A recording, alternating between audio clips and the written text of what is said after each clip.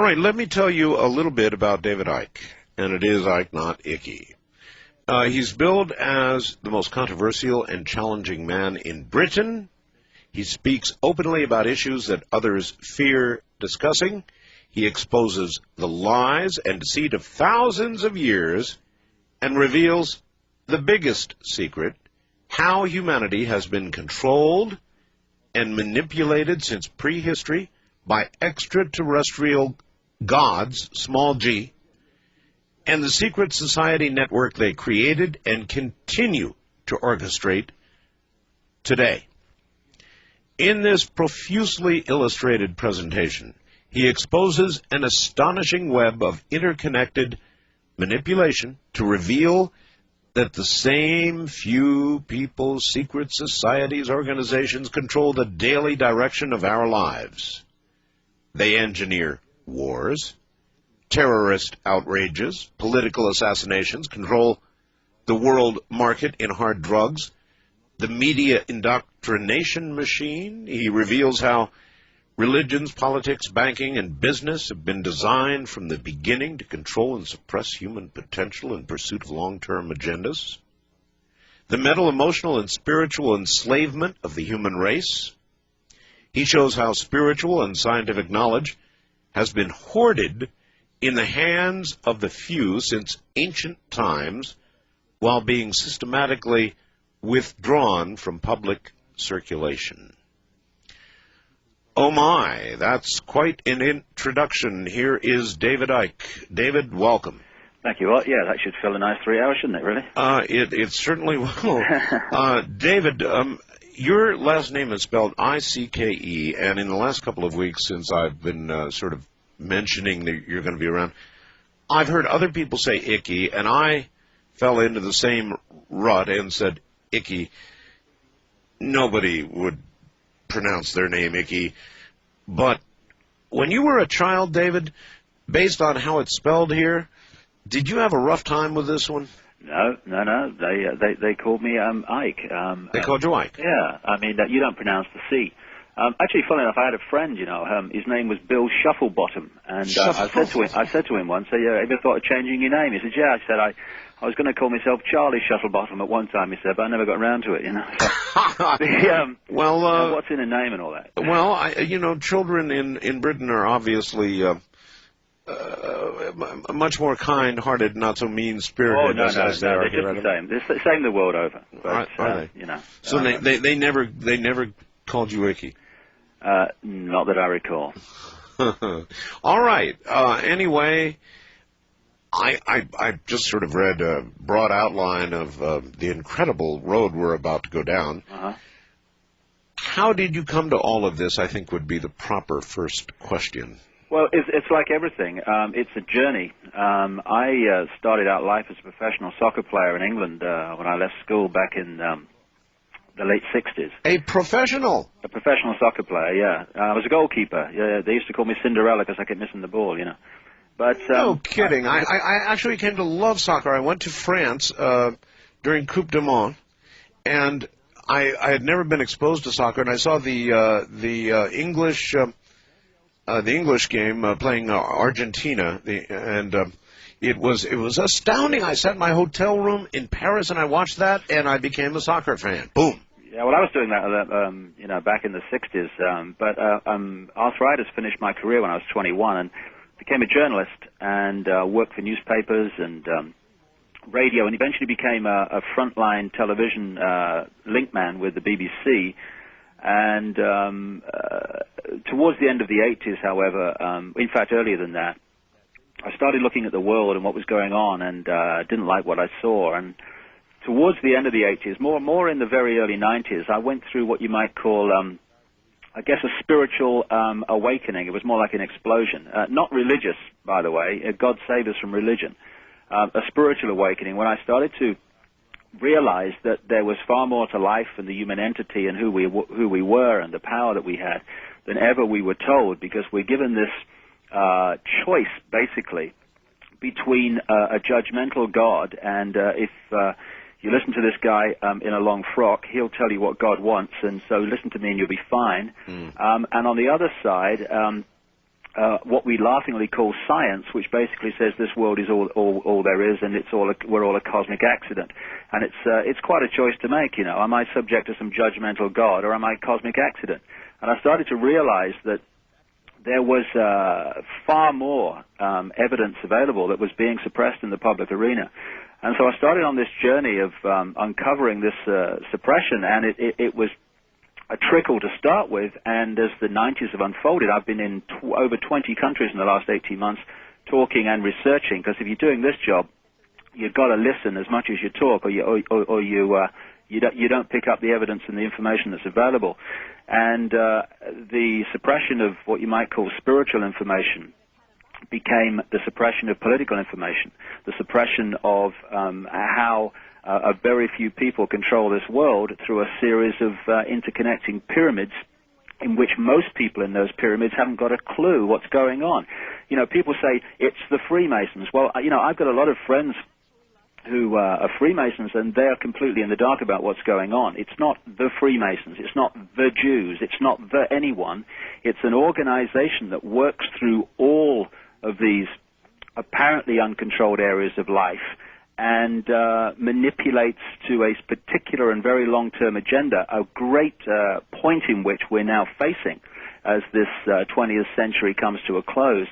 And it's an organization within all organizations, not the Freemasons or whatever. They work through all these different organizations. And so it's been a journey, and getting the information now is no longer a problem. It's a tidal wave, because once you put your head above the trench with this, you attract people in with information who don't know what to do with it or are frightened to put it out themselves. The challenge I have is not gathering information, it's fitting the picture together and seeing how the pieces fit together and how that affects what's coming up now across the millennium, because this is a particular time when a lot of cards are going to be played to put the human race into a position of even greater mental and emotional imprisonment than we've been thus far.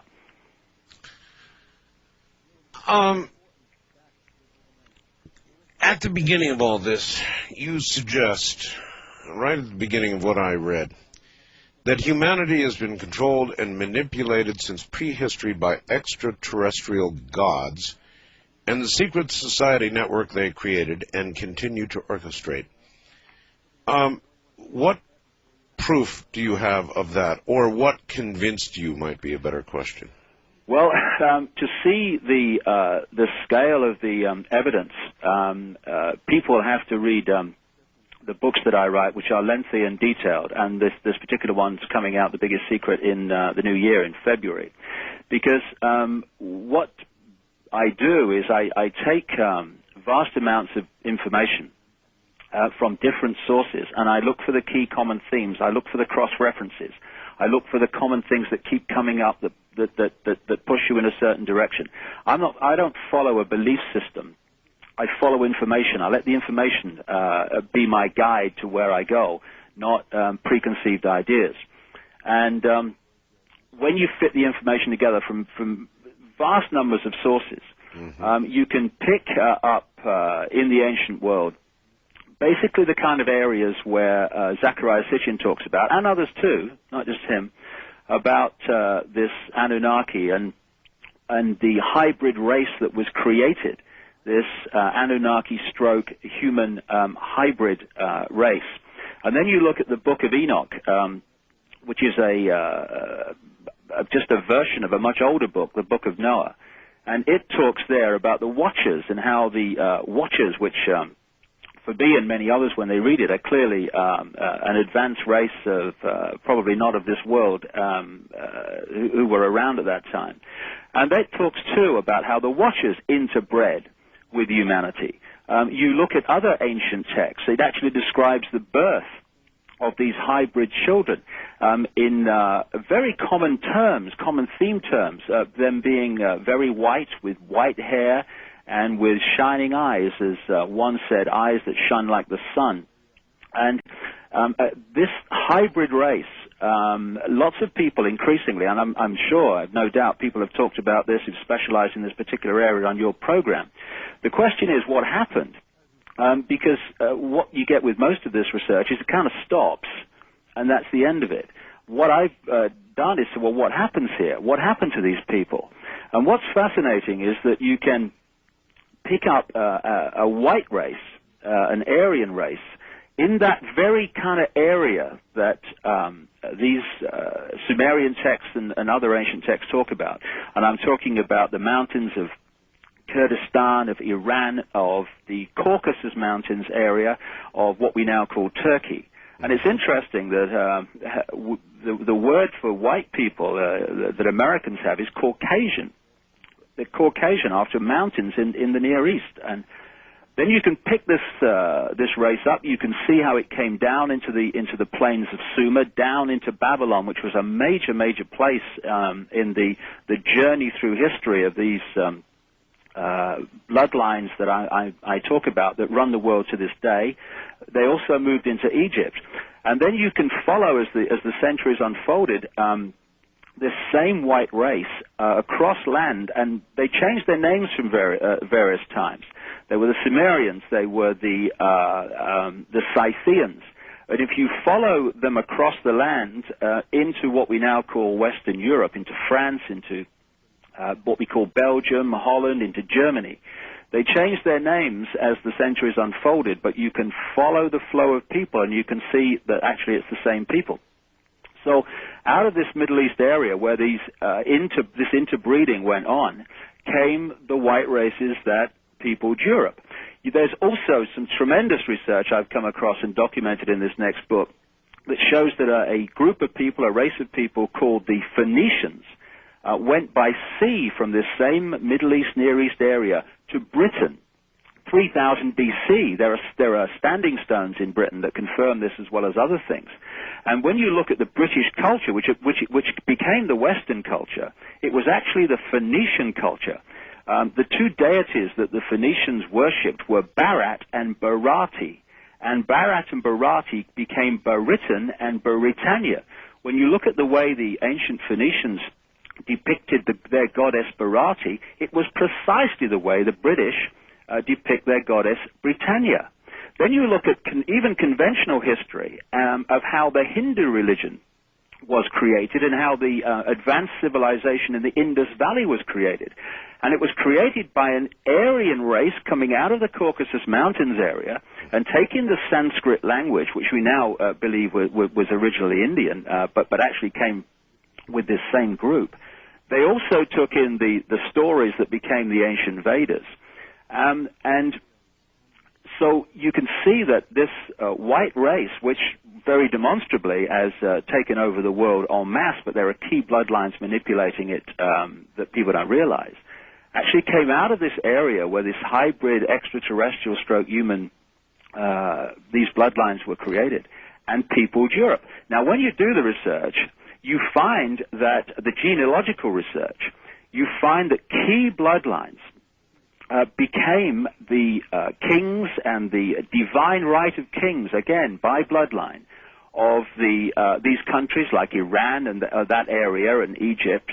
And then you can also see that the aristocracy and royal families of Europe, which is actually the royal family of Europe when you look at it, it's one tribe, not actually a number of families. They became the aristocracy and they became the royal families of Europe. Now, through the great so-called British Empire, which we can get into later because it's fundamental to how these bloodlines were transported around the world, these bloodlines went to the Americas. They went to Australia, to Africa, to Asia, to New Zealand. They went all over the world through the British and European expansion known as the empires.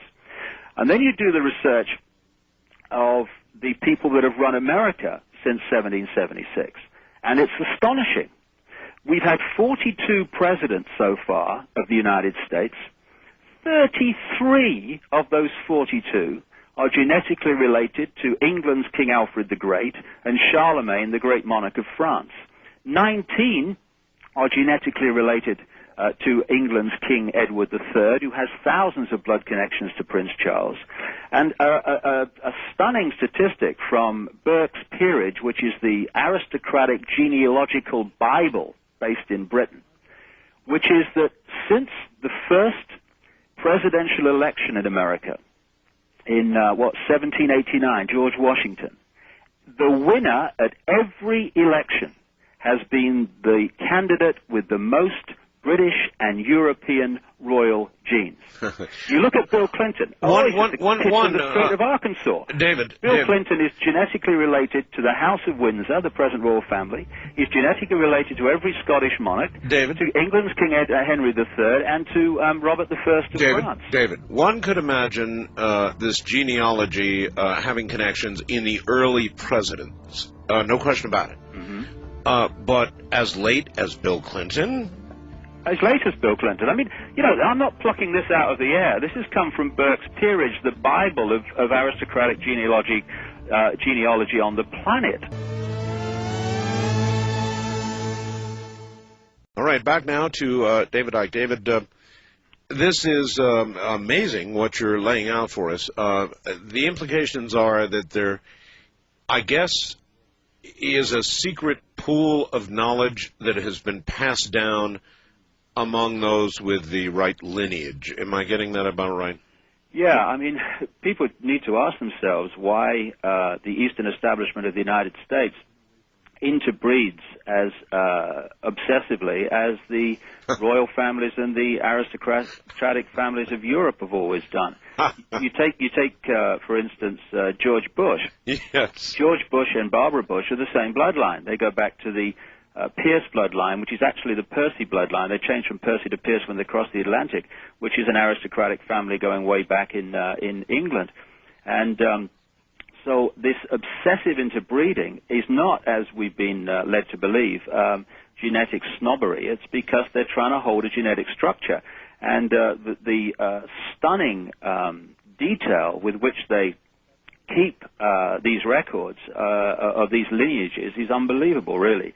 And therefore, there is something which we need to establish, which is very, very important to these people, to do with the genetics and the blood. And it also connects into this thing the Nazis talked about. Indeed, not just the Nazis, but other people like Lord Bulwer-Lytton in his book, The Coming Race. Again, he was part of the genetic bloodlines too, an English guy, where they talked about the vril power in the blood that created, quote, supermen.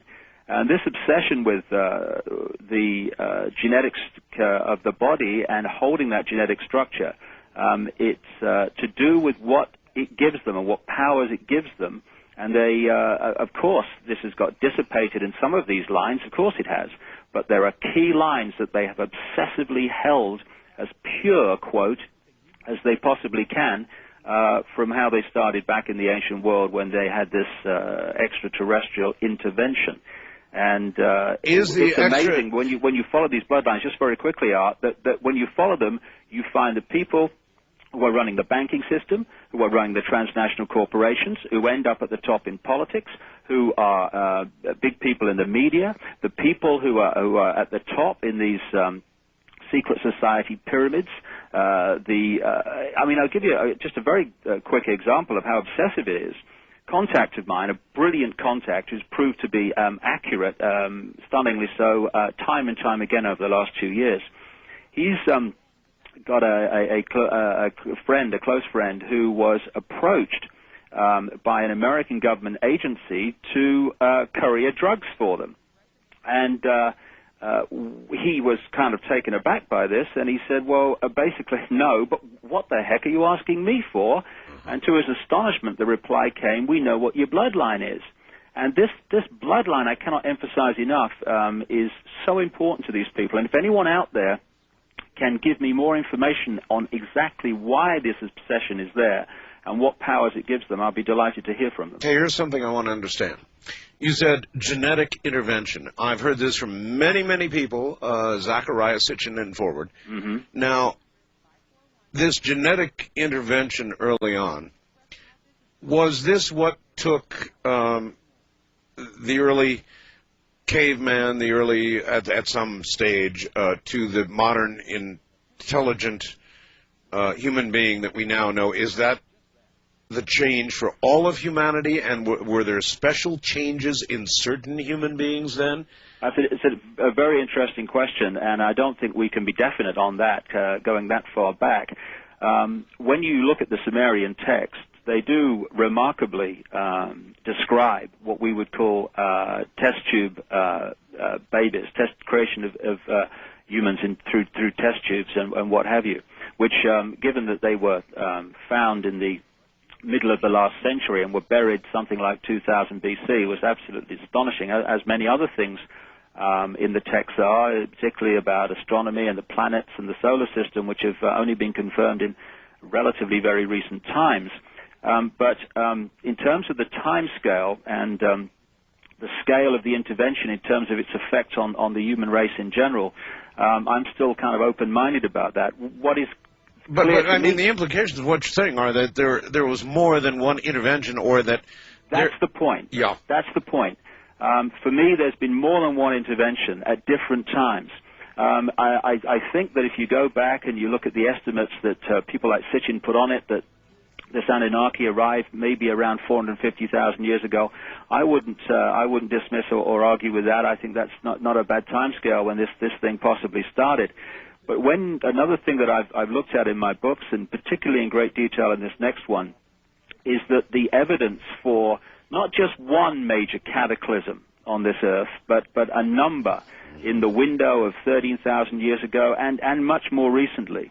The evidence is phenomenal, not just in the geological and biological record, but also in the endless records and accounts and oral traditions all over the world in all the different cultures.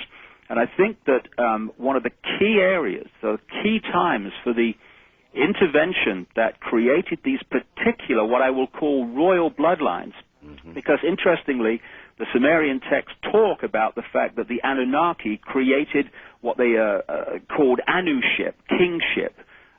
In other words, almost a middleman group of bloodlines that were the middle controllers between the extraterrestrials and the mass of the human race. All right, then may we think of ourselves as an ant colony? In other words, there are worker ants. There are various levels of ants to the queen. And isn't that kind of what you're saying was done to the human race? They created a genetic strain of workers, which Sitchin believes. Mm-hmm. He believes, I think, to mine gold. Yeah, I have many questions about that area, I must say. But I take your point, and it's not a bad summary. What I feel is, however, is this, and this is the positive side that we've really got to get our heads around across this millennium. The human race is not ordinary, and it's not powerless. But if you are a relative handful of people, and you want to control a mass of the people, yes, you cannot do it physically. This manipulation is not physical. There's not enough people. If you try to control a herd of sheep physically, you need 4 or 5 guys, maybe more, chasing each sheep. You bet. But it's not done like that with a herd or a flock of sheep. Most of them follow the one in front without question. And the others, the stragglers that don't immediately conform to that bar mentality, they are given the dose of the 4-letter word that controls this world, fear, through the sheepdog, and then most of them, if not all of them, come into line. So what we're looking at is a mental and emotional manipulation that has bombarded, and the creation of religions, the major religions and others, has been fundamental in this. And again, look where all the major religions came out of, this same area of the world: Christianity, Judaism, Hinduism, out of the Caucasus Mountains I talked about earlier, Islam. All these major religions came from this same area of the world that this initial operation appears to have taken place in. And what I feel is that the key intervention was after the last cataclysm. It's interesting that when you look at the evidence of where agriculture started in the known world, it was at heights above 10,000 feet, which absolutely fits with the fact that there was some kind of massive flood or flow of water.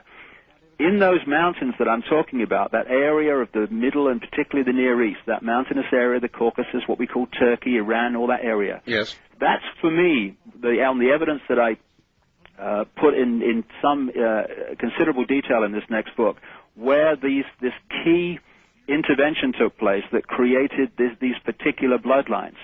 When the waters then started to recede down from these mountains into the valleys of and the plains of Sumer, Babylon, Egypt, came these people.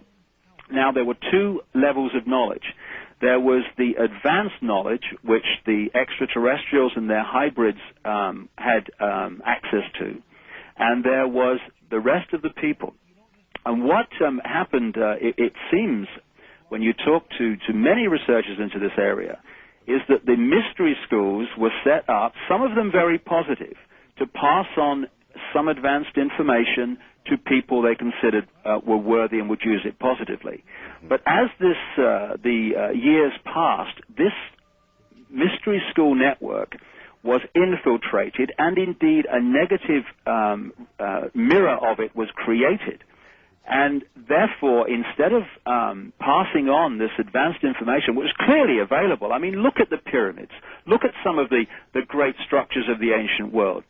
The one at Baalbek in the Lebanon, which involved moving 3 chunks of stone, each of which were 800 tons, at least a third of a mile, and putting them high up in a wall. I mean, primitive people are going to do that.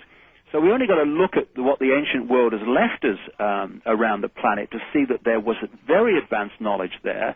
You look at the way that the ancient structures and the stone circles are phenomenally connected to star systems, to natural cycles, to the precession of the equinoxes. There was advanced knowledge in the ancient world.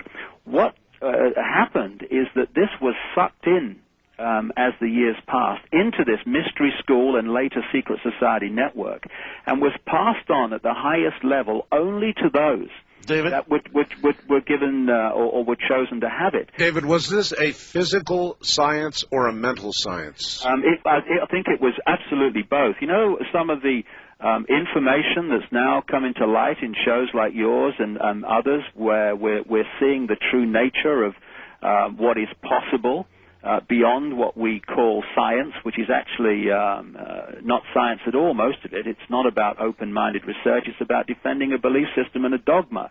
And this stuff that's now emerging actually is re-emerging into the public domain at this tremendous time of transformation that's happening now and is going to advance very much across the millennium and into the first 10 years or so of the next century. Are you aware of an organization called icke? Yeah. Yeah. The Skeptical Inquirer?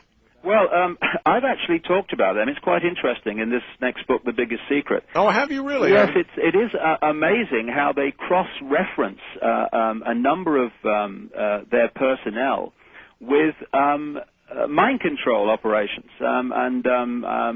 If anyone wants to read about that, then it'll be available, and the names will be named in the new year. No kidding. It's very interesting how you've got an organization which is suppressing and trying to get people not to look at information and dismiss it, are also involved in some other areas that, say the least, are extremely questionable. Well, and I reveal some of the background to this organization in my next book, and people ought to know that before they go the way of dismissing information just because it's being ridiculed by these people. This coming Friday, they're giving me in Los Angeles this special honor they call the Snuffed Candle Award.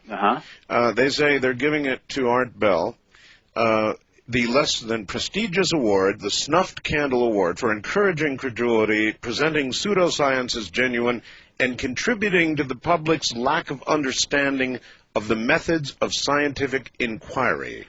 Right. Well, I tell you what, I wouldn't buy a used car or a new one off any of them, and people will see why when they read the next book. I think if anyone who gets an honor from this group of that kind should actually take it as an honor, because there are some people, when they're on your side, you know you're on the wrong one, and Psychops is certainly one of them. No, I'm accepting it in that spirit. Yeah, and I don't blame you. So the pressure, and this is a good example. if you are going to control vast numbers of people, you have to delink them from knowledge that you're doing it, and you have to delink them from an understanding of their true power. You have to persuade them that they are ordinary, that they are powerless, they are pawns in a game, because then they won't realize that if they just realized who they are, there would be no game. One of the techniques, there are many techniques that you can pick up if you follow these bloodlines across the century, right into the modern world, of how people are mass manipulated by techniques that just go on being repeated and repeated and repeated. And we can see them happening daily now as we enter this crucial period across the millennium when lots of cards are going to be played. Give me some examples of control, for example, through the modern media. Well, let me outline the most powerful, the most used, and the most effective. And I think this actually will apply very much to some of the UFO stuff that's going on. Sure. It's a technique that I've called in my books problem, reaction, solution. You start with something you want to introduce. Say you want to give more power to the police, you want to have more power to stop and search, more power to tap phones, or you want politicians to have more power to bring in a certain policy. Sure. You know that if you introduce that policy honestly and say, right, we're going to do this, there would be a mass reaction because people would say, excuse me, over here, that's a fascist state you're trying to introduce here. We're not having this. Yeah, what about our Bill of Rights? So what you do is you create a problem. It could be a terrorist bomb. It could, like Oklahoma, it could be a run on a currency, a government collapse, Y2K, whatever. And you create a problem. People then react to that problem, and you encourage them through the media to say, this can't go on. Something must be done. What are they going to do about it? And at that point, they, who have covertly created the problem but got someone else to be blamed for it, glean that reaction, do something, then openly offer the solutions to the problems they have themselves created. Problem, reaction, solution. So if you want more power to the police, more stop and search, more draconian laws, then and you want people not just not to oppose it, but to demand you do it, then you let society break down so there is more crime. Sure, you don't even have to actually suggest it. You just create the situation and the public comes to you demanding that you change it. Exactly. And if we just apply this to the UFO situation. Now, as we've discussed already, I have absolutely no problem with an extraterrestrial aspect to all this, certainly not. But what I would say is the, quote, aliens aren't coming. They've been here for thousands of years working through these bloodlines and through other means. And when you look at the way that the human consciousness is being prepared, you first of all look through Hollywood. Hollywood's one of the great homes of mind conditioning. Wherever I go in the world, the Hollywood films are playing, the Hollywood videos are available, all over the world. And then you look at things, the patterns that are emerging. You look at Independence Day, made by 20th Century Fox, owned by Rupert Murdoch, who is owned by this brotherhood. You look at Alien Resurrection, made by 20th Century Fox, owned by Rupert Murdoch, who is owned by this brotherhood. You look at X-Files, which is made by Fox Television, which is owned by Rupert Murdoch, who is owned by this brotherhood. And if you're looking at problem, reaction, solution in regard to this extraterrestrial situation, then look back at the report from Iron Mountain, which was produced between 63 and 66, a report with 15 experts in various fields asked to produce ways of centralizing power and controlling the population without further recourse to global wars. All right, David, hold it there. We're at the top of the hour. When we get back, I'm going to ask you about me, because I've got the largest program on radio dealing with this kind of thing, and I wonder if I'm part of it. Certainly there's been plenty of accusation about... I don't think that I've ever told my audience this, but my lineage, my family lineage, can actually be traced back to my family my family came over on the Mayflower. It was one of the original families. Now, having said that, I'm going to read David a fax, and then we're going to see where we are here. The fax comes from British Columbia. We're heard throughout the Americas. This is BC. Comes from Corey. Art, I need you to ask David a question. I met David in Aruba at a summer conference in June. Were you in Aruba in June, David? Mm-hmm. He goes on, David was signing his books at his table with many around him. I had a chance to ask him if he'd ever heard of Art Bell and why he'd never been on your program. He told me the only reason he'd never been invited on your program was because you, Art Bell, are a 33rd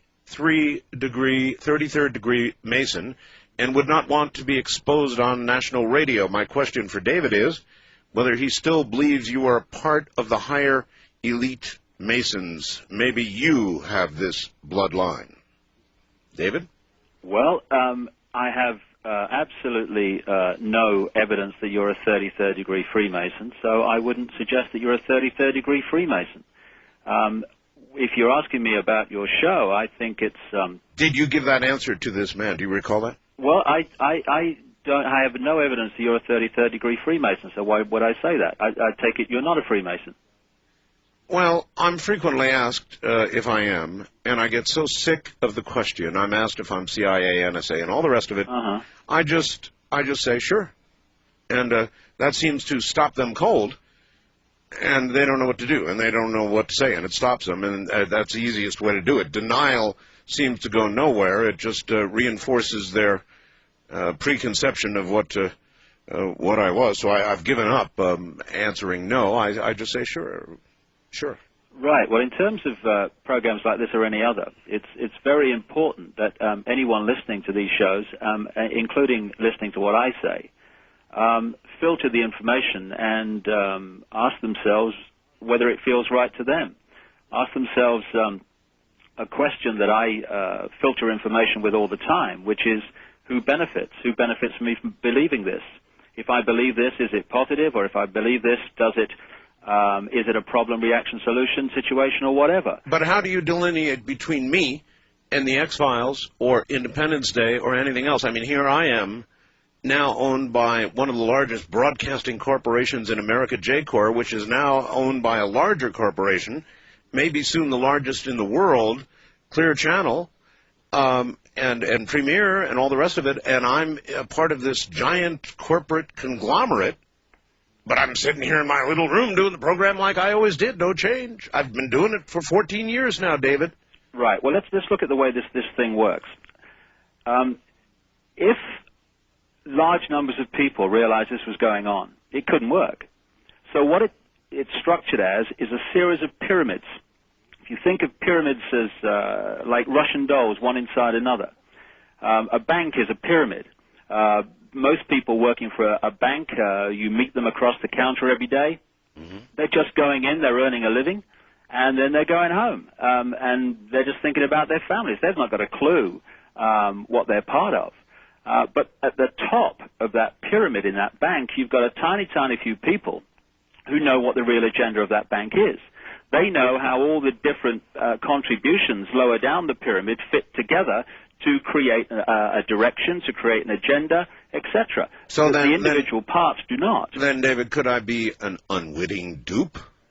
Well, we all could be unwitting dupes. This is the question we keep having to ask ourselves. If you look at the media, I was a journalist for a very long time. People say the media is manipulating. It is, but the vast, vast, overwhelming majority of journalists are not knowingly manipulating anyone. They're part of a structure in which they themselves are being manipulated. You only need a very few people in this structure who know what's really going on to manipulate the whole pyramid. Well, I have no illusions about what I am, David. I am a talk show host. I am not a journalist. Big difference. No, I don't think there is a difference. Any situation where you have access to broadcast to the public, you are a channel of communication of information. And therefore, yes. We all of us, whether we're journalists or whether we call ourselves talk show hosts or researchers or whatever, have a duty to do whatever we can to ensure the information that hits the public is not disinformation, is actually as true as we can establish it, or at least give people the opportunity to make their own mind up. If you look at the journalistic profession, and you look at most reports in the news, where are they getting their information from? They're saying things like, White House sources say this, FBI sources say this. Most of the journalistic profession is merely a voice piece and a copy typist for the official version of events. Quite right. And the way the journalism is structured, someone has to be an expert on a different subject every day, and tomorrow it's a different subject. Now, people in that situation, which is what most journalists are in, are actually, therefore, at the mercy of what people tell them is true, and this is overwhelmingly official sources. So I had asked people, watch a CNN news bulletin, watch any news bulletin, and listen to the words and listen to the sources, and basically news bulletins are official voice pieces for the official version of events.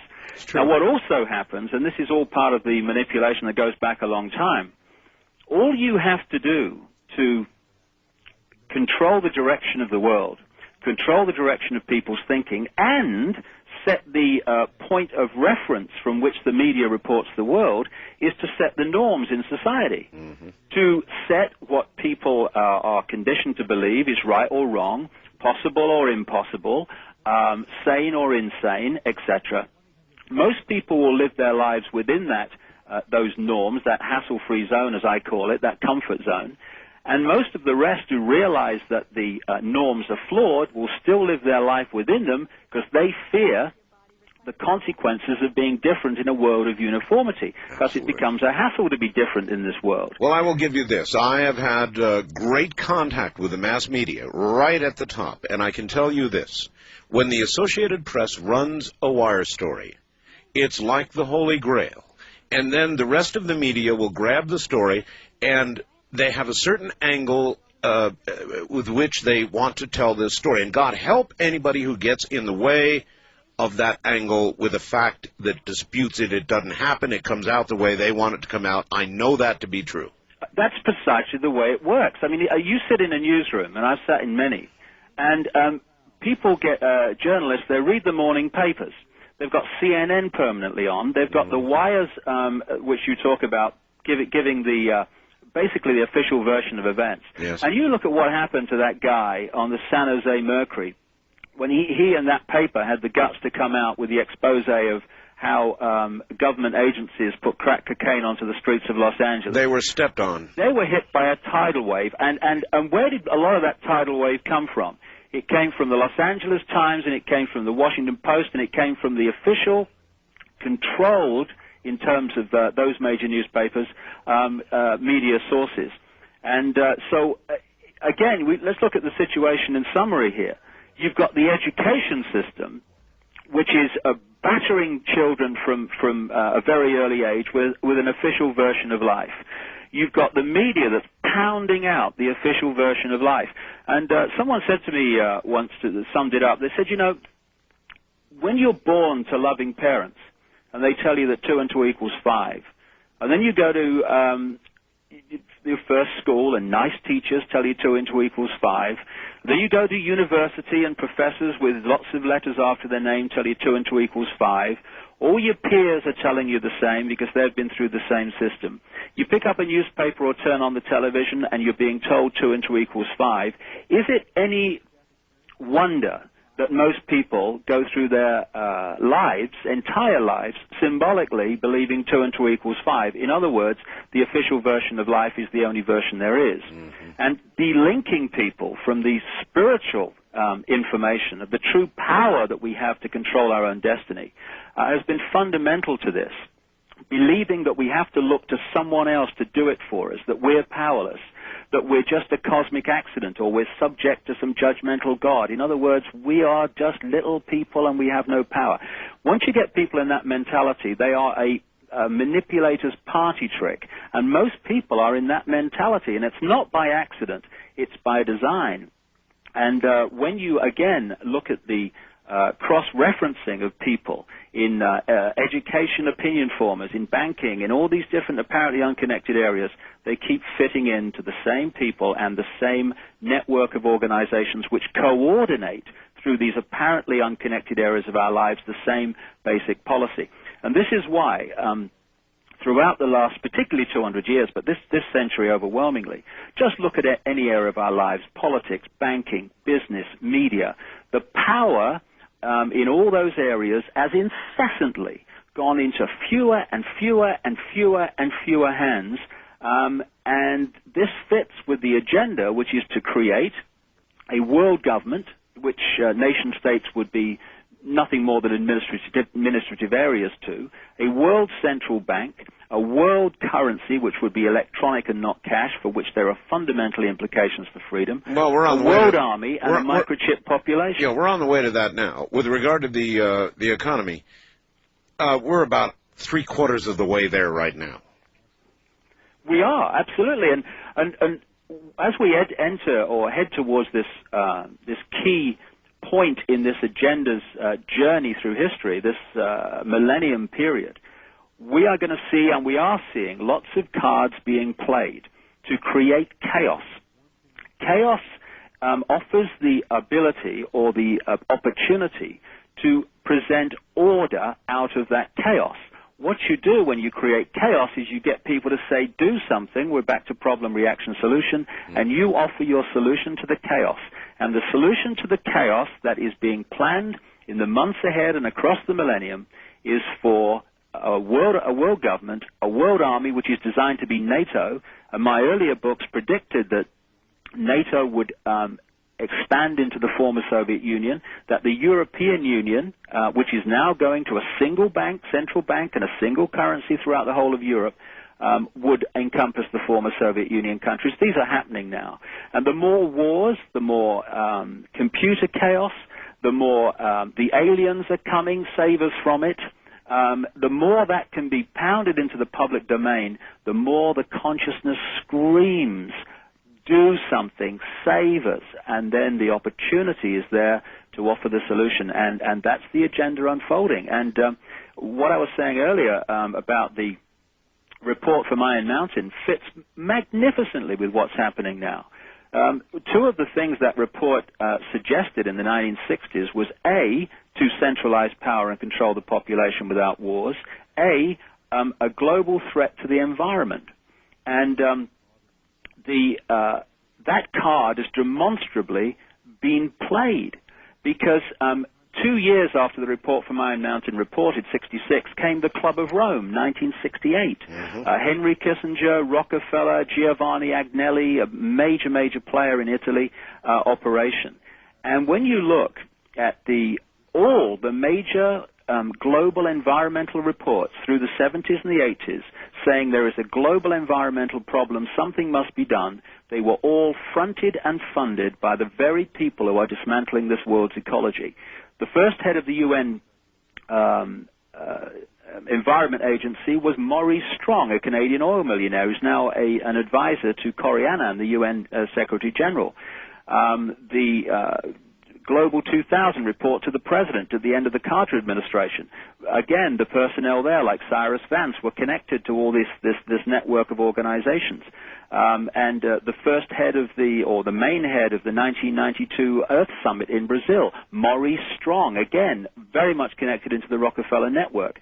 So the environment card has created tremendous opportunities for transnational global laws, and many people in America are beginning to see this now, for great chunks of America and other parts of the world to be handed over to the United Nations to save the environment. Another thing that I expose massively in my next book is the way the Worldwide Fund for Nature has been used to create tremendous manipulation and conflict in Africa. And that, of course, is headed by Prince Philip, of which there is a great deal to know. So the environment suggestion in the report from Iron Mountain in the 60s has demonstrably been played in the 70s and the 80s. And also in that report, it suggested, as a way of controlling the population and centralizing power, a threat from an extraterrestrial force.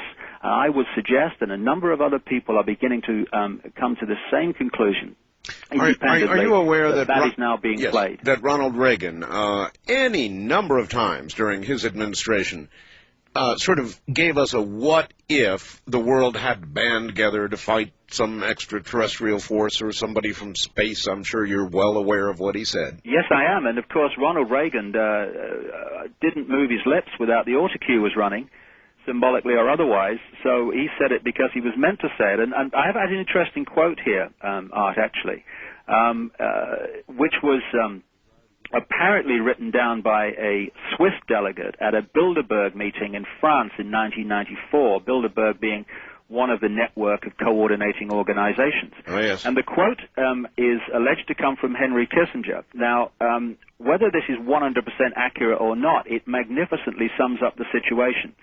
What Kissinger is alleged to have said is this: today, America would be outraged if UN troops entered Los Angeles to restore order. Tomorrow, they will be grateful. This is especially true if they were told that there was an outside threat from beyond, whether real or promulgated, that threatened our very existence. It is then that all peoples of the world will plead with world leaders to deliver them from this evil. The one thing every man fears is the unknown. When presented with this scenario, individual rights will be willingly relinquished for the guarantee of their well-being granted to them by their world government. And what we're seeing now with Iraq, with Kosovo and Bosnia that went before, and these other situations where NATO, etc., is being drawn in to set the precedent of being a world army and a world police force, is problems created so the solution can be offered, and the solution is more and more power and more precedent set for NATO to become the world army it's designed to be. Well, as a matter of fact, we're on the eve, apparently, of stomping back into Iraq with cruise missiles, at the very least, it would seem. Well, one of the things that I document in great detail in my last book, And the Truth Shall Set You Free, is how, and other people have done this too with excellent research, is how the two world wars, never mind the one in Iraq, the two world wars were funded and fronted by the same people who were connected to the same network. The Russian Revolution was funded from Wall Street and London. Hitler was funded via the German subsidiaries of American and British multinational corporations, and via the Bank of England, whose head at the time was a guy called Montague Norman, all right, David, who was a very close friend of the... All right, David, you've got a number of books out. If somebody was going to, if you were going to recommend that somebody buy one of your books right now, which one would you be recommending? It would be And the Truth Shall Set You Free. And the Truth Shall Set You Free. Yeah, it's 500 pages of constantly sourced and highly detailed information, which takes the theory out of conspiracy theory and shows that this is happening, and it's not just someone's kind of imagination. The cross-referencing of names and information and subject areas is stunning. Because the evidence is there. What did they say? The truth is out there. It certainly is if you want to look for it. Mm-hmm. All right, and I understand right now, as in this moment, they can call the number and there's actual people there? That's right, yeah. Some very dedicated people who are trying to make sure this information gets out. 1-800-321-9054. All right, that's 1-800-321-9054, and they can actually call right now. Now, normally, on any other day, this is a special deal tonight, I guess. Any other day, it's between 8:30 in the morning and 5:30 in the afternoon. Is that correct? Yeah. All right, but folks, if the lines are busy, please keep trying. No matter what you do, write the number down. Get this book, 1-800-321-9054, and the truth shall set you free. David, who's winning right now? In other words, if this elite genealogy that is in control and trying to grab control and creating incidents, God knows we're having plenty of them. Buildings blow up in Oklahoma. Marines are blown up in Lebanon and in Arab countries, and on and on and on, and now it's coming home. you know, if you really looked at it and you looked at, well, are we becoming a freer people or are we becoming a more enslaved people? I'm not very optimistic about the way it's going right now. Well, the Chinese have a word, and the same word means crisis and opportunity, and we are at a big point of crisis and opportunity. Every crisis is an opportunity. Just to give you a quick symbolic story of the situation as I see it. I had a comedian friend who died back in England in 1995, and at his memorial service, a story was told about something that happened to him, which was a funny story, but it's stunning in its symbolism of the time we're in and where the true power lies. He was in an all-male show in the 1960s going around the music halls, and he used to do kind of female impersonation and stuff. And the last scene was all the men in the show came on the scene. It was a great show, you know, really classy, dressed as sailors, singing Rule Britannia. And they formed themselves into a pyramid on the stage, leaving a bit at the top for this guy to come on. Larry Grayson, his name was, and he came on at the end while this music was building up and the singing was going on, dressed as Britannia, you know, with the shield and the helmet and all that stuff. Oh, sure. And he was manhandled to the top of the pyramid, and for the big finish. And in his own words, in this piece was read at his memorial service, he said, "One night things seemed to be going rather well." And he's at the top of this pyramid for the big finish, and he said, but one night he said, one of the sailors in the bottom left-hand corner of the pyramid, he said, got rather a cough. And he said, eventually this little sailor boy is coughing his guts up, and he can't hold his position anymore, and he fell out of the pyramid. Now, of course, what happened was the whole pyramid collapsed, and Larry Grayson, the symbolic of this elite at the top, ended up in the second row. And what had happened there is an ordinary man and sailor in the street had got a cough, stepped out of the pyramid, and the whole thing had collapsed. What we've been manipulated, Art, to believe is that the power in a pyramidal structure is at the top. That's where the power isn't, unless we give it away. The power is in the base of the pyramid, which is holding the top there. But what happens is that we are persuaded to give our power away all the time to this authority at the top of the pyramid, and the power that is used to control the human race every day is merely the power the human race gives away every day. Mm-hmm. And one of the key aspects, and again, if you follow this story and the techniques from the ancient world to today, if they work, keep using them, and that's certainly what's happened. A key element has been to divide and rule the base of the pyramid, if you like. So we've had religions created, and if you follow the process, first of all, a religion is created. That creates conflict with another religion you've created.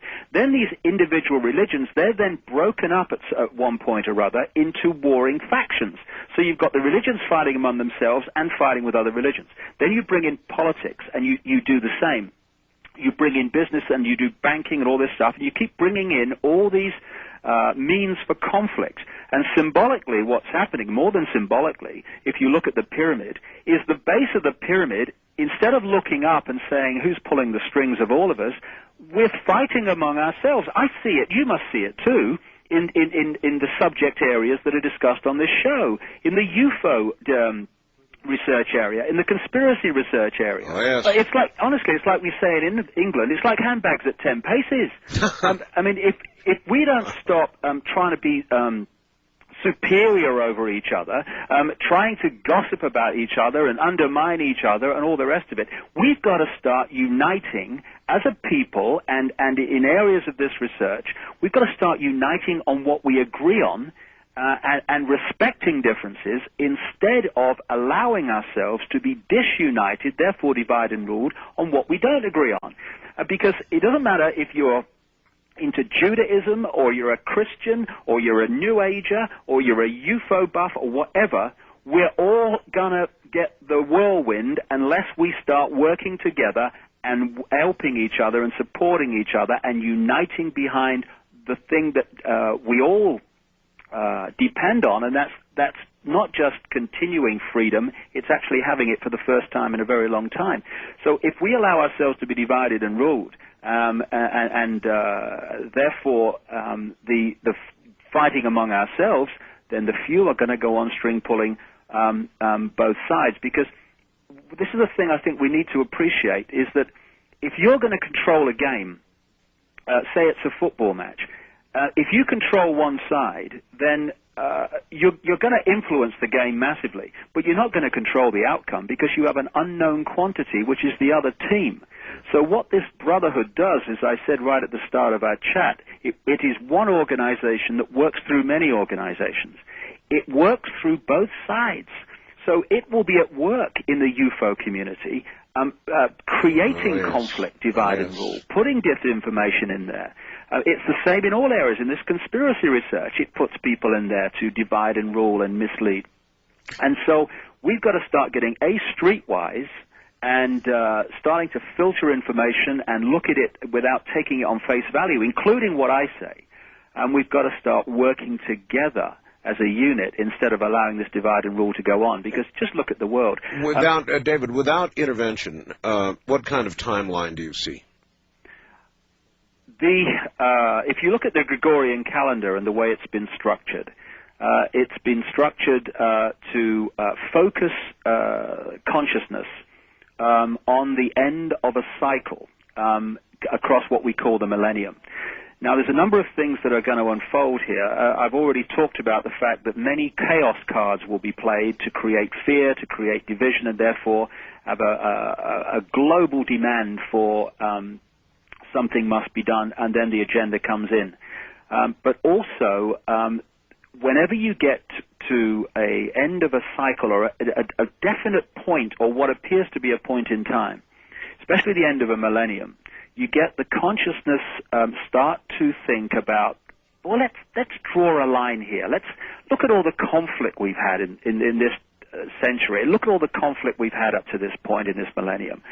Let's start again. Let's have a new world. Let's have a blank sheet of paper. And if you can create chaos in the run-up to that and across that point, that even more encourages this mentality of, come on, we've got to start again. We need a new world. And if you can then control the nature of that new world and you persuade people that centralization of power is people coming together, then you can put in global centralized institutions and you can mask them as the world coming together as one. I've talked to people, for instance, Art, in this area that's called the New Age, and they equate oneness, the world coming together as one people, with world government, world central bank, world army, not everybody, but significant numbers.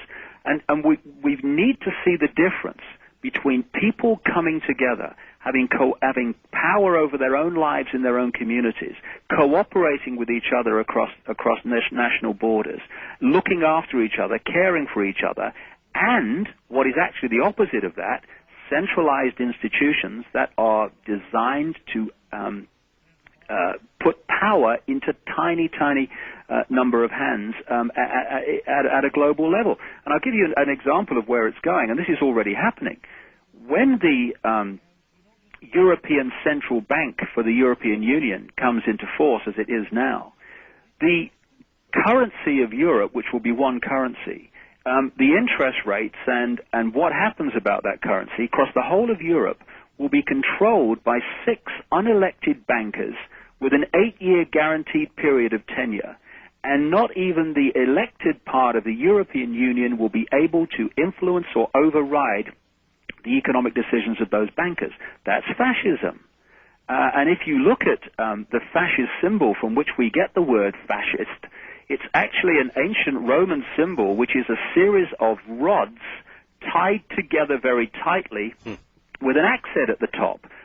That's where we get the word fascism from, that Roman symbol. I've just described the European Union, which is countries tied together tightly under a centralized bureaucratic dictatorship. And, of course, NAFTA, the North American Free Trade Agreement, is designed to create in stepping stones the America's version of the European Union. Because, of course, the European Union, what we joined in Europe, was not a centralized bureaucratic dictatorship, which we now have, we actually joined a free trade area. That's David, what it was supposed to be. Right, but David, don't we need it? If we want to compete with the Asian bloc and the European bloc, we have to do that, don't we? Well, this is an interesting point. Again, we get the word compete and we get the word blocks. Because this goes back so far, and it has to. I mean, you cannot create the structures of manipulation that we have today in a few minutes, a few years, a few decades. But, David, it's also a natural evolution. In other words, first we had little villages. They traded with other villages. Then cities trading with cities. Areas trading with areas. States trading with states. Nations trading with nations. And now blocks of nations trading with blocks of nations. And then, obviously, next, a one-world economy. Yeah, the question is this: when you follow the story and you see how the agenda has actually been unfolding over a very long period of time, is that natural or is that created? When you look at the way that the whole thing's unfolded, like I said, you look at this century, but you go further back, and what you've just described actually is the process over this period of time that I'm talking about, thousands of years, and it's got quicker and quicker the more that these bloodlines have expanded their power, particularly after the expansion of the European and particularly British empires across the world, which took these bloodlines right across the planet. This thing's advanced and got quicker. But what you've just described is the process of power going into fewer and fewer and fewer hands. Absolutely. Now, where's it going to end? If this continues, it's going to end with the very agenda that is demonstrably being introduced now, which is complete centralization of global power. I mean, how ludicrous that we have in Europe, and this is just the stepping stone before the global level, that European laws made by bureaucrats in Brussels override nationally, apparently democratically decided laws in the individual countries. And that's just the blueprint which is being prepared for the global level, where what is dictated to at a world government level will override decisions made in your community, decisions made in your country. We're going to have a global fascist state. But of course, if that was offered openly, there'd be a reaction against it. So it's being done stepping stone style, one step following another, leading in this direction, while each step is projected in the public arena as completely unconnected to the other. How do you know it's inevitably going to be fascist? I certainly agree that we're headed toward a single control ultimately, but how can you be sure of the nature of that control? Well, all you've got to do is look, and the research is possible, at the people who are pressing for this to happen. If anyone's not got curly hair or hair that stands on end, then they will do when they read The Biggest Secret, because in February, I've exposed what these major players are involved in. People like Kissinger, whose power didn't end when he ceased to be Secretary of State. He operates through an organization called Kissinger Associates, and that would make anyone's hair curl when you see what that's involved in. And you look at the major players and the names that keep coming up, and you look at what they're involved in. It's just utterly staggering what they're involved in. The royal family. In Britain, when the story comes out, as it's going to in the book, what they're involved in, it is utterly, utterly grotesque and staggering. So you look at the personalities, the attitudes of the people who are pressing for this centralization and are manipulating it, and my goodness me, you can see where they're really coming from. And, we've got to, I think, see the difference, as I said earlier, between centralization of power and cooperation. I have no problem with global organizations that coordinate between nation states and people in their communities, that create networks of cooperation so we can help each other and all that stuff. No problem with trading and all that stuff if it's done on a fair basis. But the further that decision-making goes from the people affected by the decisions, the worse the decisions become. And now we're in a situation where one step away, indeed we're closing in on it fast, where decisions that fundamentally affect 5 billion or more people will be taken by a literal handful. And that is fascism.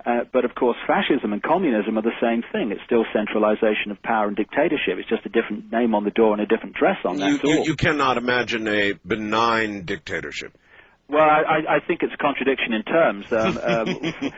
If we're going to be free, we need to be free to have control over our own lives and not be dictated to by anyone. And for me, three things would change this world and change our lives. One, as individuals, we step out of the biggest prison that we live in, and the prison that allows this manipulation to go on and always has. The fear of what other people think of us. Once you're in fear of what other people think, you are no longer living your life, you're living theirs. And if you can set the agenda of what is, like I said earlier, this hassle-free zone of what's right and wrong, what's good and bad, what's moral or immoral, what's sane or insane, then you set the agenda of how people judge each other. All right, David, I think I've got it. Hold it right there for a moment. As we close this hour, we're going to take calls next hour. Yes, we're going to take calls. And I think David has made a very cogent presentation. If you would like his book, And the Truth Shall Set You Free, call right now, 1-800-321-9054. That's 1-800-321-9054. If you want a copy of this entire program, beginning...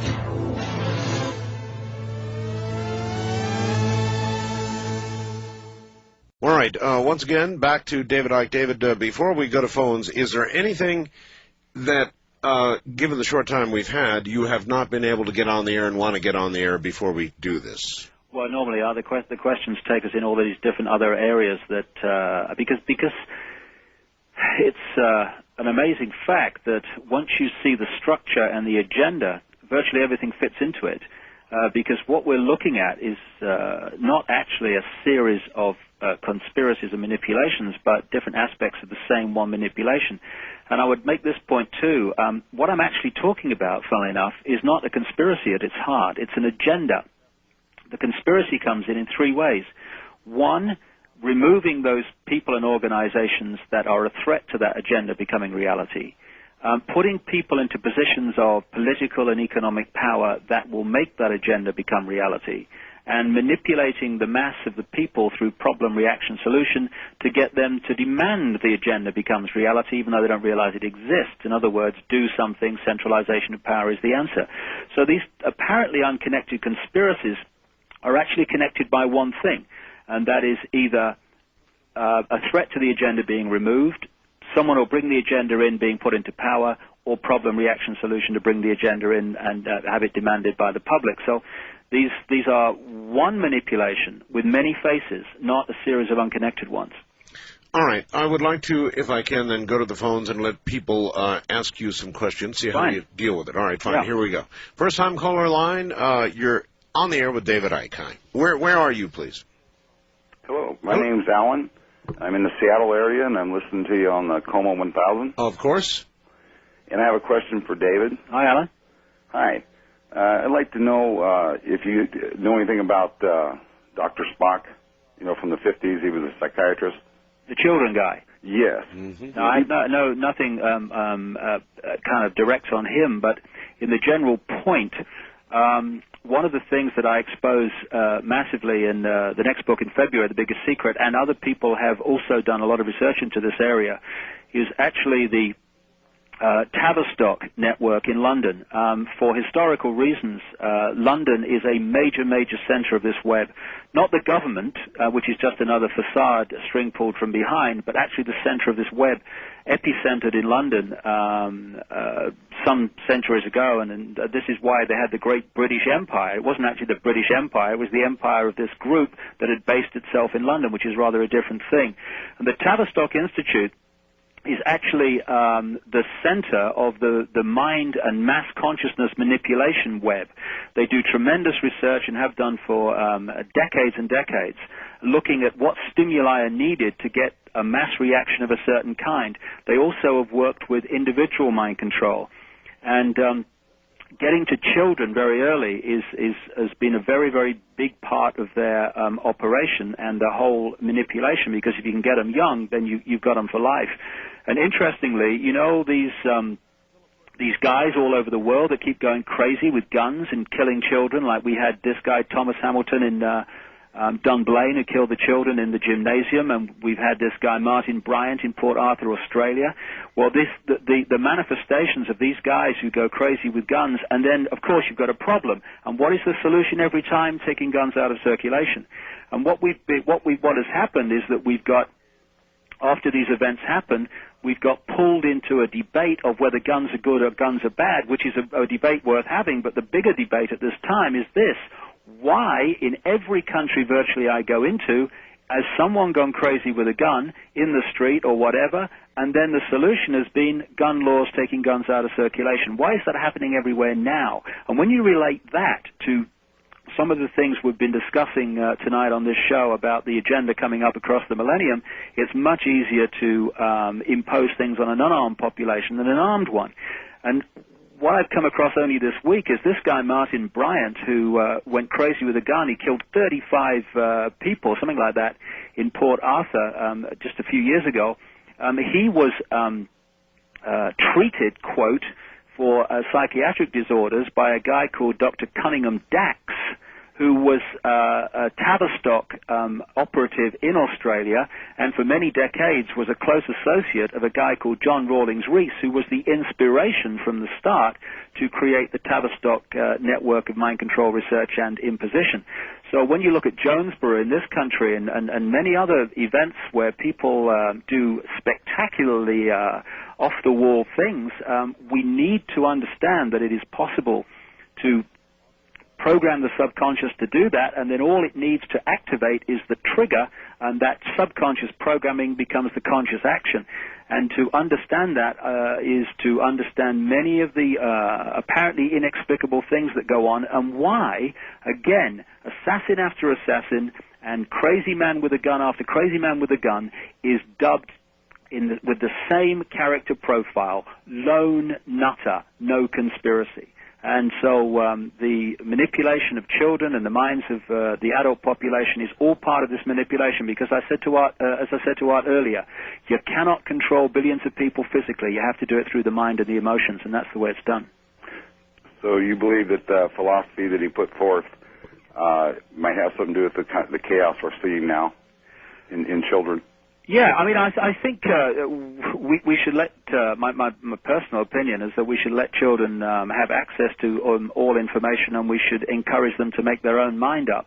And I think once we start playing with methods and processes and systems with children's minds in whatever way they are, we are already creating a prison situation instead of encouraging them to be free in their thinking. And I think there's a lot of people, who talk about freedom and the need for freedom, and then when you talk about the way they bring up their children, they say, oh, well, of course I bring them up the way I believe.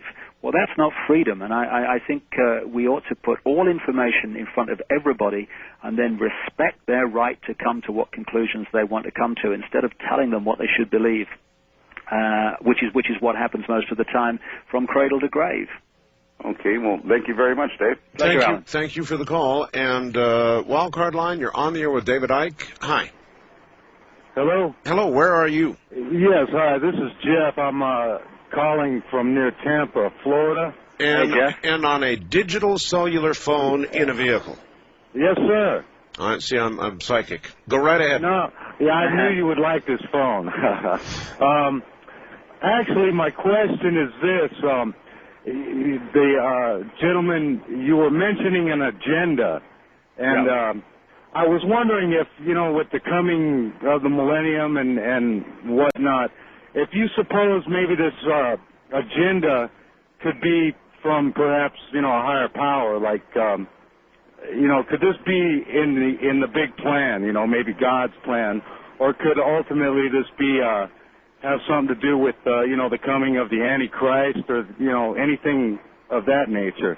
So I heard you mentioning some things about having a spiritual awakening and some experiences of that sort. Yeah, but I also made the difference in my view of life. And like I say, we need to be at peace with the way each of us believe. I have a simple philosophy: believe what you like as long as you don't impose it on anyone else. And So I made the distinction in my view of life between religion and spirituality. They can be the same thing, and people can express their spirituality through religion, but there are other aspects of religion that can be anything but spiritual.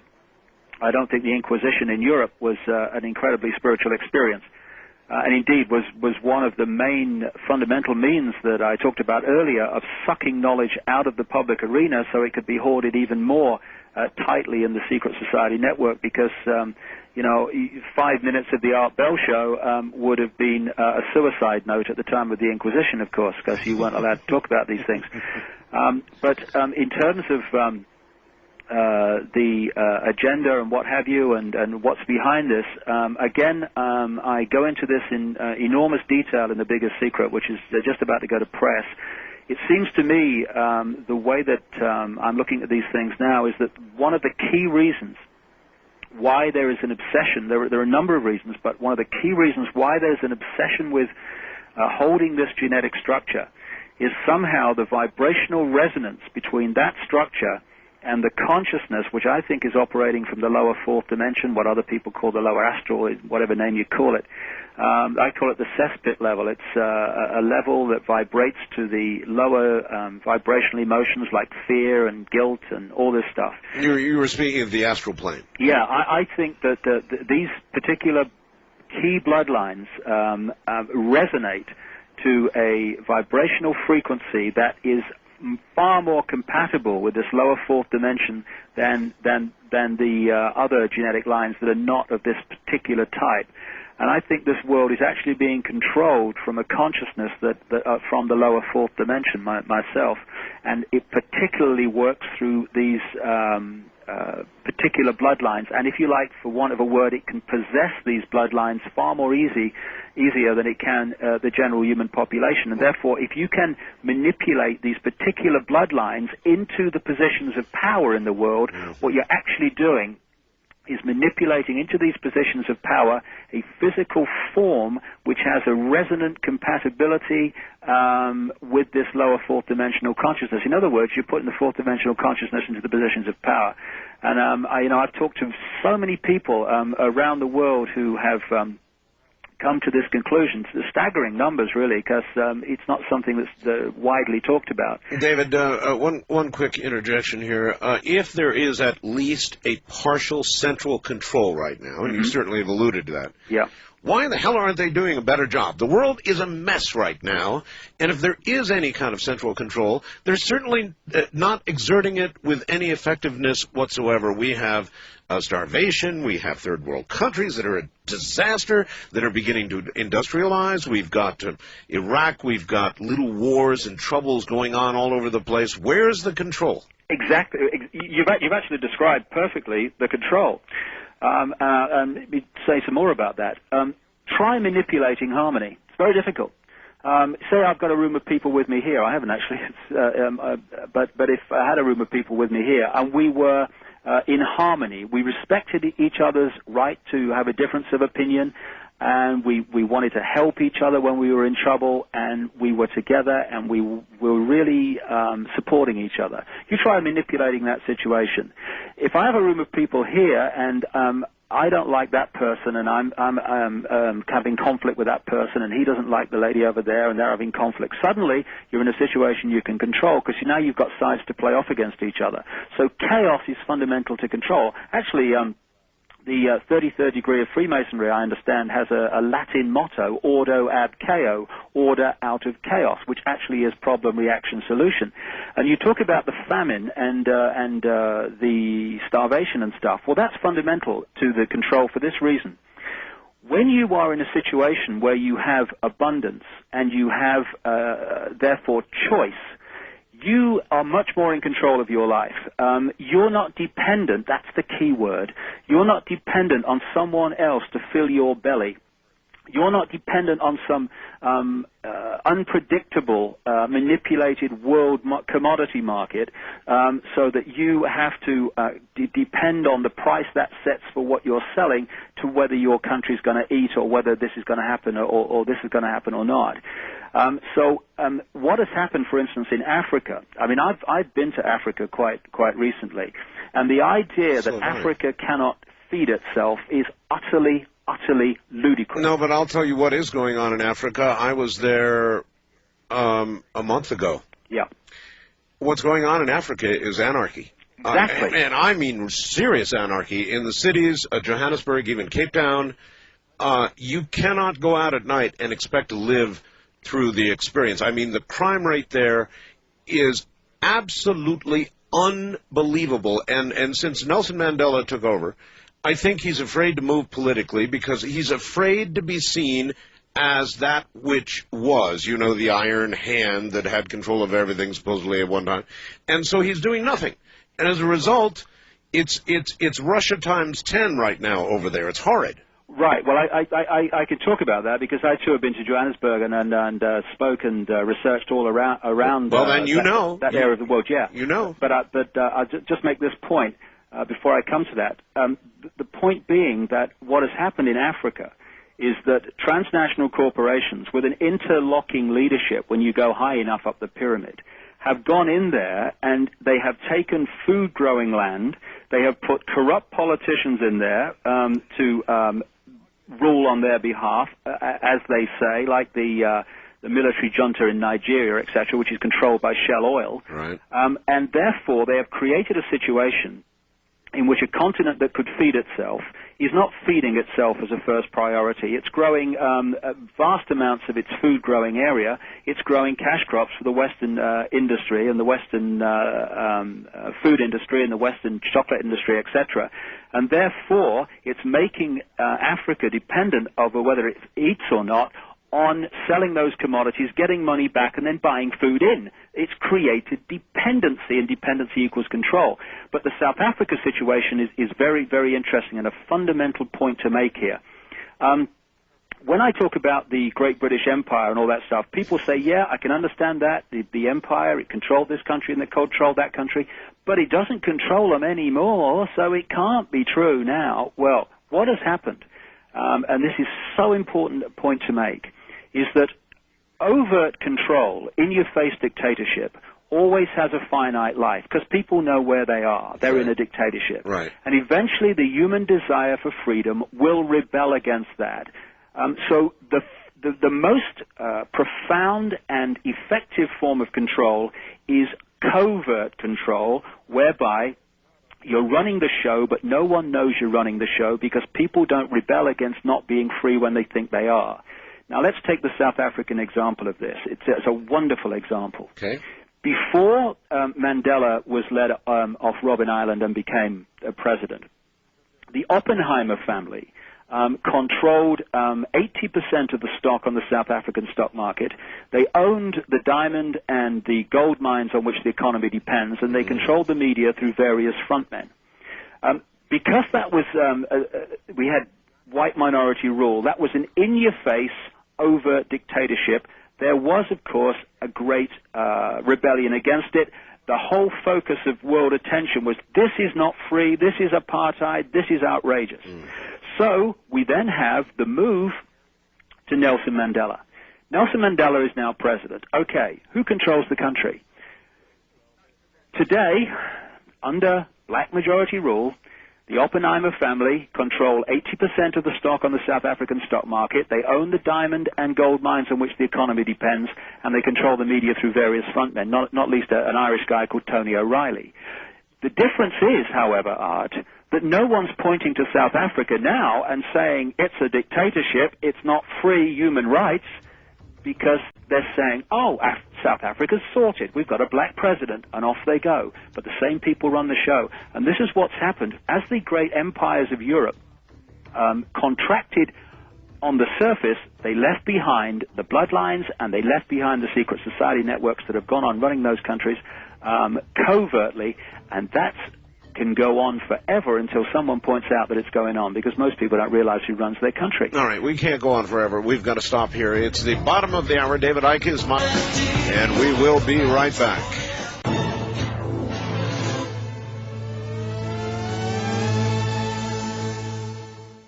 All right, David, are you there? I'm still there, right? Yeah. All right, excellent. Here we go once again. East of the Rockies, you're on the air with David Icke. Hi. Hello.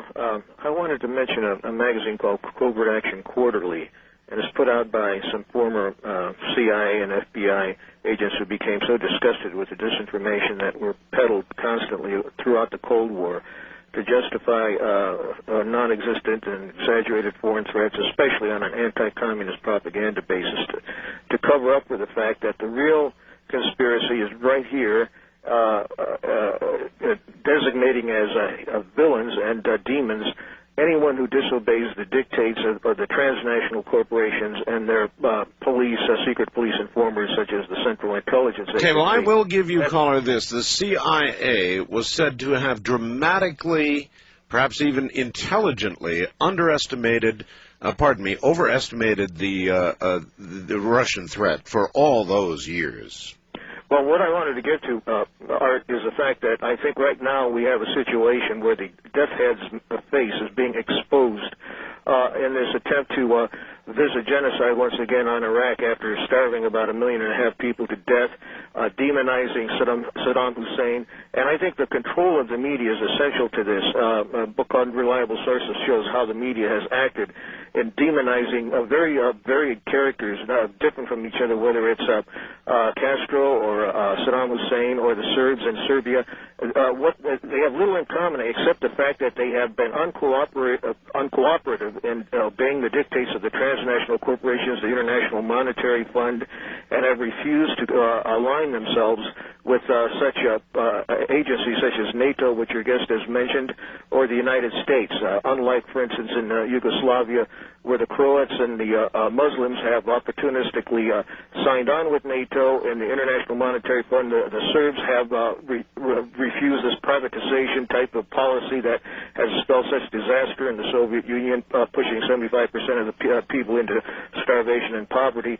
Yet this is, I think, the real motivating force behind these kinds of interventions to, in effect, tell Saddam Hussein, we will starve, bleed, and break your country and your people, not because of these weapons of mass destruction, because we've said that even if you obey all of these humiliating demands, we're still not going to stop starving and bleeding your people until you overthrow your government and put into power a submissive, subservient puppet.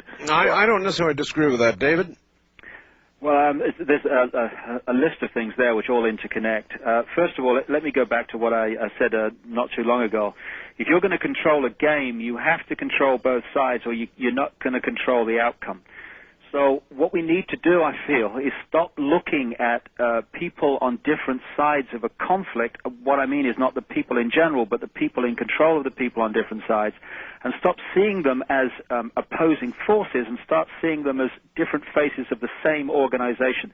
For instance, Saddam Hussein, long ago, was a member of a very elite secret society called the Safari Club, which CIA people were also members of.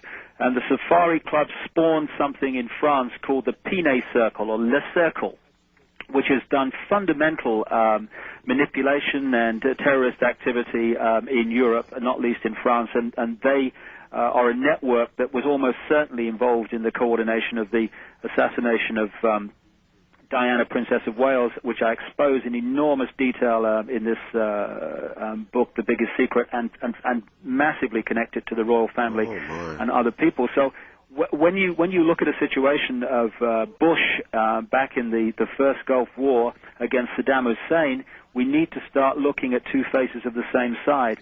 And the pawns in the game are the American people, which Bush was over, and the Iraqi people, which Saddam Hussein was over. Why did Bush, who condemned Hussein as the new Hitler, and actually Bush should know because his father, Prescott Bush, was one of the funders of Hitler, through the Harriman Organization, well documented in my books and others, why suddenly did he stop before he got to Baghdad? People were taken aback. What's going on here? Why hasn't he completed the job? I was one of them, yeah, exactly. Why? Because they wanted to keep that situation so they could play the card again. I mean, the call is absolutely right. Again, we come to creating fear. Once you get people in fear, they'll give their power away to anyone they think will protect them against what they fear. So you bring in Colonel Gaddafi, a threat to the world. Whatever happened to him? And then you get another monster, and then he'll disappear, and they'll bring another one forward. First of all, it was Russia, and the caller's absolutely right about the Cold War. I've talked to people in the intelligence community who were staggered to realize, because of course the intelligence community is fundamentally compartmentalized. Most people in the CIA are not trying to manipulate people. They think they're serving the country. It's like all these organizations. They were staggered to realize during the Cold War that American intelligence at a high level was passing over weapon technology and know-how to the Russians, so the Russians would keep parity or, in an ideal world, slightly ahead of the West. Why? Because if you want to justify massive arms spending with your companies which you control, and you want to up the ante of fear, frightening the West against the East and the East against the West, then if Russia's miles behind you, then the fear is dissipated. What? Russians can't even hit America. We're not frightened of them. So you ensure that there is parity, or the Russians are just ahead. And then you go, oh my God, the Russians are ahead of us. Oh my God, oh fear. We must have more arms spending. We must increase our nuclear arsenal. And then cynically the point came, and I actually predicted this in an earlier book, where the agenda's timescale, because it has a fundamental timescale, was to start to encompass the former Soviet Union countries into NATO and into the European Union, which is now happening. Oh, yes. But that could never happen while, in Reagan's words, the Soviet Union was perceived as the evil empire. So out of nowhere comes Mikhail Gorbachev, the first Russian leader in Russian history who didn't look like he'd just come back from a funeral. Suddenly, the wall comes down, Russia starts to have a smiling face, and bingo, the whole situation breaks up, allowing the encompassing into NATO and the European Union of these countries. Now, as I've shown in my previous books, Mikhail Gorbachev was a fundamental associate all the way through this, before he became president, of David Rockefeller and Henry Kissinger. What's Gorbachev doing now? He's running the Gorbachev Foundation, which puts on global events with top entertainers and top politicians calling for world government and world institutions to solve the problems of the world. It's all a movie. The CNN, I call it the movie channel. It's a movie we're watching, and we need to look behind the movie to see what's really going on. All right. West of the Rockies, you're on the air with David Icke. Hi. Hi. Where are you? This is Les in Honolulu, KVH Radio 830. That's KHVH, yes. KHVH Radio, yeah. With regards to the fundamental time scale you're talking about, I got two questions. One, going back in that time scale, 300 years, and then my second will be to present day. Back in the early 70s, when I attended the University of Virginia, I was taken aside by a friend who is an assistant history professor who said, let me tell you a few things I'm not allowed to teach. He told me I learned a lot about Thomas Jefferson and how his focus was basically decentralized government, moving away from what they were doing in Europe, centralized government and industrialized city centers, and to come over here and form a nation that was based on a decentralized government and an agrarian society. And what we had was a Revolutionary War, and the British couldn't do anything about it then. They lost. They tried again in the War of 1812. That didn't quite work. So they decided to move their banking operations to the Northeast United States. And then we had the Civil War. And they told us it was about slavery, but actually it was an economic war. It was a banking war. Mm-hmm. And then we lost our revolution, so to speak. So I would like to get your comment on that and then ask my second question. Well, again, in the Biggest Secret, as well as other books, I've gone into great detail into this period of the American Revolution, 1776 and beyond. 1776 was a key year, and I've been talking over the last few days on the phone briefly, but interestingly, with Richard Hoagland, who's come to the same conclusions. We've come to the same conclusions independently of how certain things happen at certain times, because we go back to the ancient world and we go back to this fundamental knowledge that's been sucked out of the public arena but is held at the levels of the controlling elite that I'm talking about, and that is the knowledge of cycles, sun cycles, etc., etc. Cycles which affect consciousness in certain ways, and energy flows which allow certain things to happen more effectively and more powerfully at certain times. So it's become very clear in my research that they don't have things happen in certain years, and they don't have to hold summits at certain places at certain times unless it's fundamentally in sync with the cycles they understand, particularly sun cycles and the projections of energy from the sun. We, of course, and across the year 2000, there's tremendous solar activity projected. Oh, yes. And I'm sure that the Gregorian calendar syncing with that cycle is absolutely no coincidence whatsoever. But so 1776 was also the year that the Bavarian Illuminati was formed on May the 1st, which is one of their key ritual days of the year, run by a guy called Adam Weishaupt, who was then behind the French Revolution and many other revolutions in Europe. But I think it's so important that we suspend our dogma and we suspend our belief and we allow the information to lead us rather than our own preconceived ideas. And I've done a lot of research into the Founding Fathers, and I'm sure many of them had the best interests of people at heart, but some of them certainly didn't, and I'll name one, Benjamin Franklin. Benjamin Franklin was the Henry Kissinger of his day. He was working for British intelligence. He was very close to the British royal family. In fact, if you look at the history, this guy spent most of the time around the American Revolution actually in London.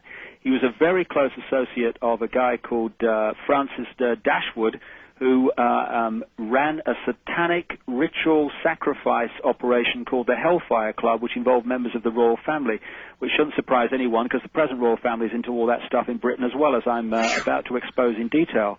Franklin was also a major Freemason in America, and he was a member of the key Freemasonry lodges in France.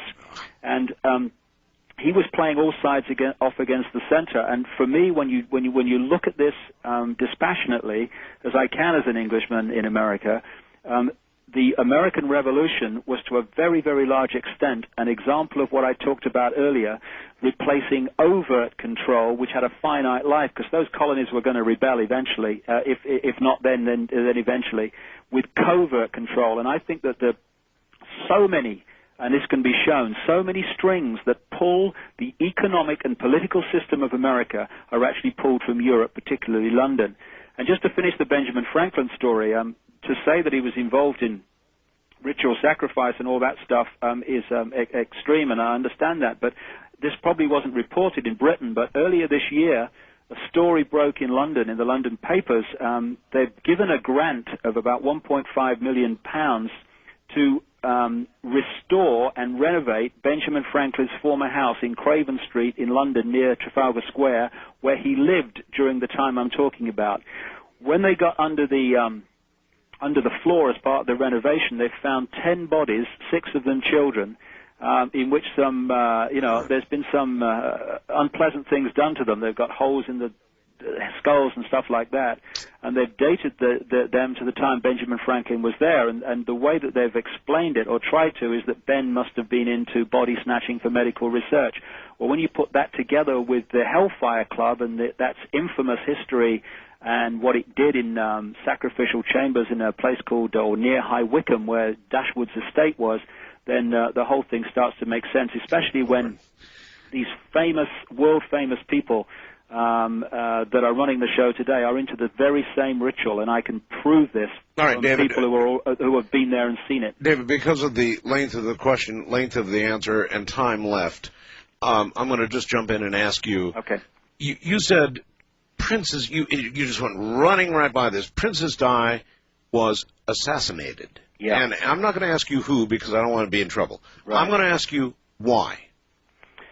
Well, again, that would take around half an hour, but I'll summarize it briefly. I go into this in great detail in the book, and I've just got the opportunity to produce an hour, 2-hour documentary explaining what happened. I've been to Paris and I've really researched this, and it's interesting that if we had half an hour to talk about this, all the kind of strands that we've talked about over the last 3 hours come together in this thing. The symbolism, these people are massively into symbolism, and you can read them through their symbols. For instance, one of the key symbols of this group in their secret language is the lighted torch. And the lighted torch is, of course, held by the Statue of Liberty, which was given to New York by French Freemasons. And a replica of the Statue of Liberty is on an island in the River Seine in Paris. That's right. What did they do? It's a signature.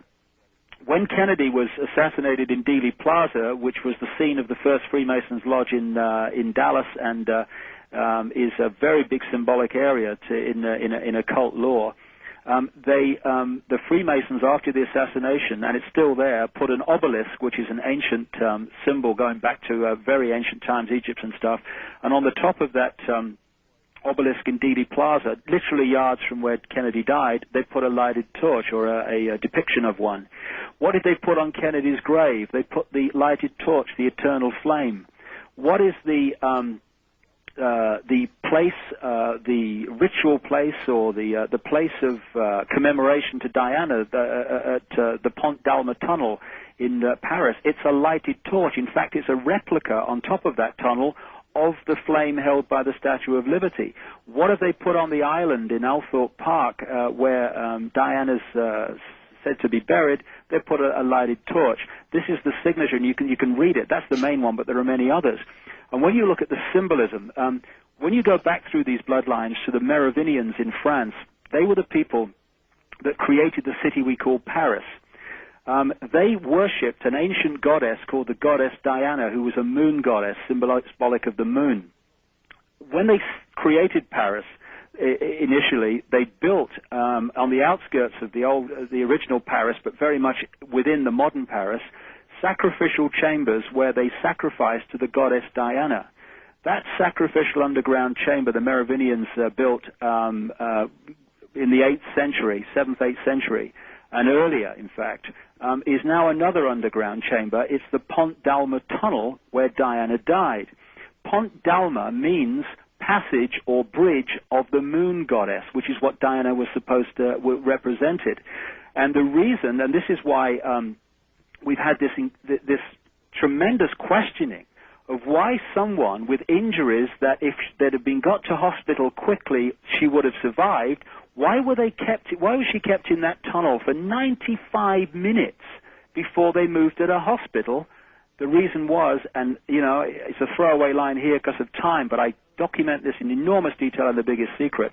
The reason they kept her there is she had to die there according to their ritual, because these people are so into ritual, it's staggering, and you can read them that way. And as I've explained in this Biggest Secret about the Kennedy assassination, you look at occult ritual, that was the symbolic assassination of a sun god, just as the assassination of Diana was the assassination of a moon goddess. And on the three-dimensional, non-symbolic way, I also completely connect it to the British royal family, who was fundamentally involved, and I name them, and it's time to start running away, Art, and it's time to start running at this. So it's also time to stop the program. We're out of time. Okay. Very quickly, and the truth shall set you